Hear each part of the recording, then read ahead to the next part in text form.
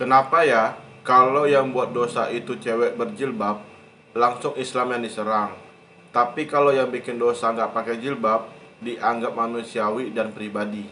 Bro, ada yang salah dalam cara kita menilai agama dan dosa.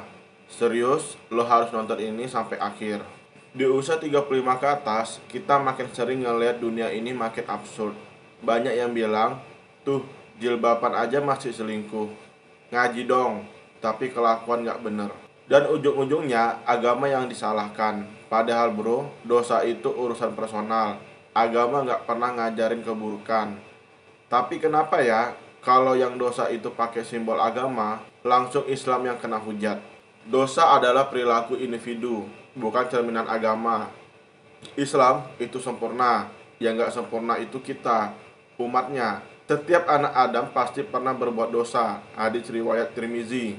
Artinya, semua orang berpotensi salah. Pakai jilbab, pakai kopiah, bahkan ustadz pun bisa khilaf.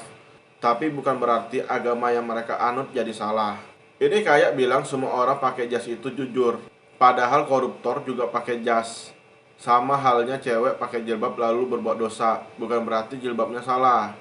Jilbab itu adalah perintah Allah, bukan simbol kesempurnaan moral. Wahai Nabi, katakanlah kepada istri-istrimu, anak-anak perempuanmu, dan istri orang-orang mukmin, hendaklah mereka mengulurkan jilbab mereka ke seluruh tubuh mereka. Surah Al-Ahzab ayat 59. Kita hidup di era media cepat yang pakai simbol Islam itu gampang diviralkan kalau salah, karena kontroversi sama dengan cuan. Tapi efeknya Islam terus digeneralisasi sebagai agama munafik. Padahal kita harus jernih melihat dosa itu bisa terjadi pada siapa saja. Dan Islam sendiri nggak pernah membenarkan kemunafikan. Banyak orang kira kalau pakai jilbab harus langsung sempurna. Padahal jilbab itu awal dari proses taat. Sama kayak orang sholat.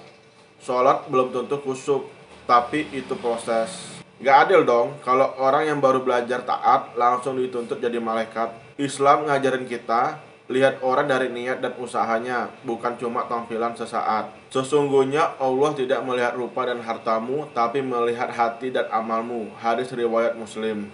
Jadi, kalau lihat orang berjilbab berbuat salah, doakan, bukan dicaci.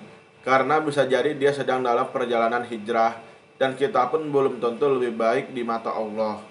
Bro, video ini bukan buat bela orang yang salah, tapi buat lurusin cara pikir kita. Jangan salahkan Islam karena kesalahan pemeluknya. Kalau kamu sepakat, bantu sebarkan pemahaman ini ke teman, grup WA, atau keluarga. Menurut kamu, kenapa simbol Islam selalu dijadikan kambing hitam di masyarakat kita? Dan pastikan kamu follow akun ini karena tiap pekan kita bakal bahas fenomena sosial dari sudut pandang Islam yang logis, lembut, dan tegas.